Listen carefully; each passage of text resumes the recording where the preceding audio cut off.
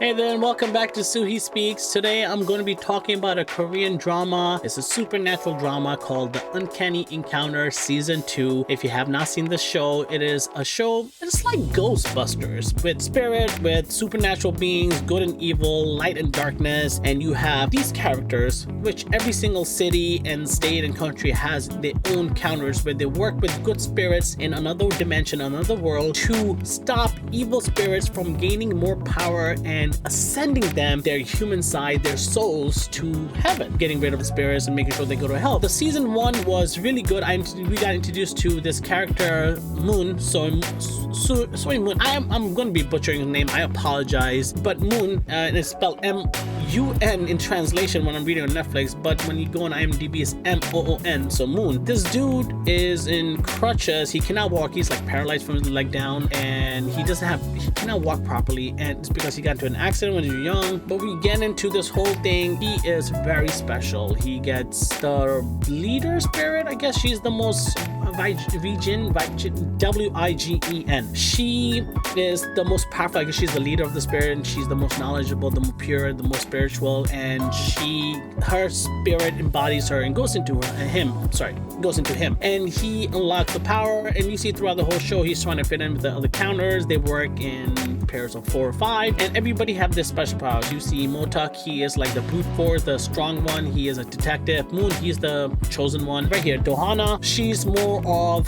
the mind one. She is also a great, fantastic fighter. She's very serious, and she also can sense, feel, think what the spirits are. She's like, she has that connection with the territories that actually boost and give the power. They have like a territory area where he can create. You find out in the end of season 1, and it boosts the powers of counters and makes the spirits weaker. So it's just like a power boost. She's the healer. She's awesome. The last dude, I think, was the worst edition of season 2.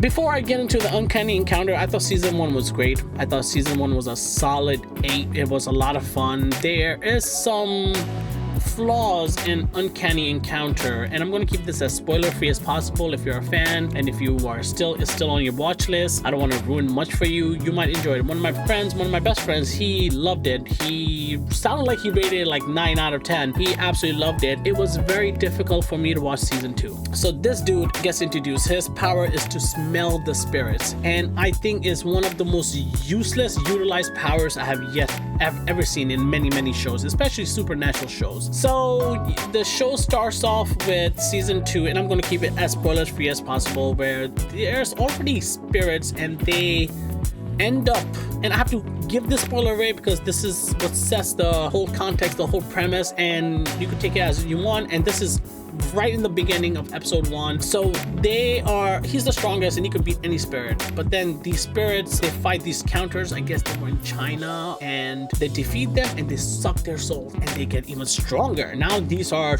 way stronger spirits, more than any one of them can handle, even him, even though he's strong as fuck. He's OP as fuck. That's probably one of the saving graces of this show, especially for this season. And I'm not gonna say it's a horrible show, but from season 1 to season 2 is a massive drop. So season 1, I give it an 8 out of 10. It was fun. There's Korean flaws, and I feel like this is with every single drama where they exaggerate moments, and this show tend to do that a lot, especially in the first 6 episodes. I didn't understand they were trying to do too many things at the same time and not enough time, and when they had enough time, they wasted on stupid moments. The cheesy, corny, them just talking about the same thing. I felt like they talked about the same topic in many different scenes, in many different scenarios, like just the same thing. I felt if they took out 30 to 35% of the fillers, this show would be much better. Like season 2 would be incredible, especially how it ended. I think I liked how the story ended, what it focused on, and it showed a human side. It showed hope, it showed belief, it showed a lot of things. But this fucker, the nose motherfucker, was so corny. I literally couldn't stand a single moment he was in. It made no sense why you would add a character. I mean, maybe for the comedic relief, to just have like Moon be the bigger brother, if you want to call it, but his powers are so fucking useless because they only act when it's too late. It is literally like Dohana can sense it.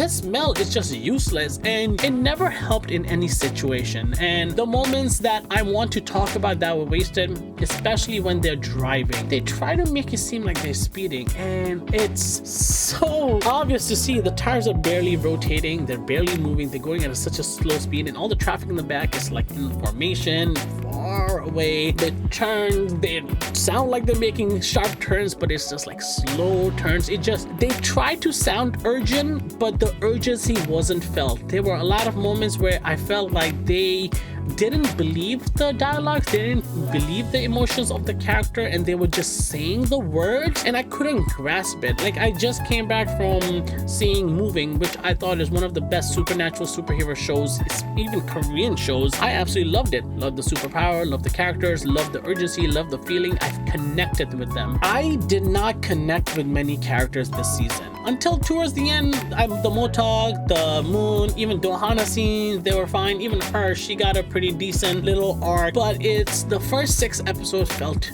horribly wasted. I did not find his true character, and when it got serious, it was too late. And then as soon as it's serious, it went back to being cheesy. It just did not, I just didn't know how to understand like how I'm gonna express my feelings, and that's why it took me a longer time to watch than it should have. If the show was as good as the last 4 episodes, I think I would have rated this higher and finished this faster. But the first 6 and this character, he really ruined it for me. The music was pretty damn good. I like the character connection, but I feel like him also wasted a lot of opportunities. Like, you want him to grow, but I felt like he didn't really grow as much as he should have. So there's a lot of limitation in that. So that brought down a lot of points. These are just the flaws. The pros, I really still... Oh, there's one more flaw I want to talk about. They didn't rely on martial arts or hand-to-hand combat too much this season. It's more so supernatural, like hockey type powers, force type, and they focus more on that throughout the whole show. And I felt like and every time it came to like a tragic suspense moment where you're like, oh my god, is this person gonna die or not? And it's abused. That part got abused a lot throughout the whole season. Like, I felt they could have done this show so much justice and done such a better job that they wasted the opportunity by being too dramatic. Too dramatic, and it was kind of cringe and corny. And I like all these characters. I enjoyed the show. I watched the first season. It was a really tough time for me to finish the whole season 2. Not that good. It ended. Besides that, I did like how they made him look not as OP. The villain was much stronger this time around, or the villains, there was a lot more at stake. I guess there was more understanding of characters. They got to understand each other from polar opposite side. Everybody got a different arc. I fucking hate this dude. Everybody got a good arc, even Dohana and everything. Will there be a season 3? I don't know, especially where the way it ended. I thought at the end where they had this idea to go, I'm like, okay, this could be an interesting season 3, but they rushed the entire plot. I thought that could be possible for season 3, so I don't know. I will be surprised if it's, I don't know. I honestly don't know. For Uncanny fans, is this worth watching? I would say if there's season 2, yes, and the way it left off at the end, I feel like there's a big chance it is. I feel like it wasn't completed, and I think they left it very open-ended, and they can possibly do it. So in that sense, yes, but as an Uncanny fan from season 1, I was very disappointed. I want to give it 7 because I liked how the story played out and how the characters and everything. It's very good for the emotional aspect, for the heart, but I hated how much time they wasted, and I am very big on the amount of content you give. I'm already defeated being a One Piece fan and knowing the amount of bullshit and flashback they go through. And for a show that has so much caliber, to waste it, I'm not going to give you that leniency just because, I mean, I think I technically did. I stuck around and I went through it. Am I glad I did? I mean, this is why I think I give it like a 6.5 out of 10. The first 6 episodes, I rated a 4. The last 6, was it 6, 12? I guess the last 6, I give it an 8. So you find the balance, but like 8.5 depending on how you want it. I give this show a 6.5. How you want it? It's just The season, I'm not talking about the show. The first season was 7. If you want to max it, 7 point whatever, 7 something. It's okay. It really took the fun out of this show. I am not excited for season 3. I'll probably watch it if I don't have anything else, but I hope it realizes the potential it has and it focuses on evolving, because Moving did a fantastic job. I recommend, if you're a fan of Uncanny, you'll enjoy Moving more, much more. I thought the first season is better than first season of Uncanny. After seeing the second season, the first season is entirely better than the whole show of Uncanny. Let me know your thoughts. Comment below. Let me know. I want to hear it. Are you an Uncanny fan? Have you ever heard about it? Are you into Korean shows? Please check them out. If you are, let me know which ones I should be watching next. I have a whole list and I'm trying to go. I go through phases where I watch American, anime, Korean, Indian. I do everything. Kalapani, that's my next review that's coming out. Yeah, check out these shows. Check out on Netflix. Netflix has a lot of new contents that just dropped this week, this month. You're gonna have a blast. Uncanny, look him.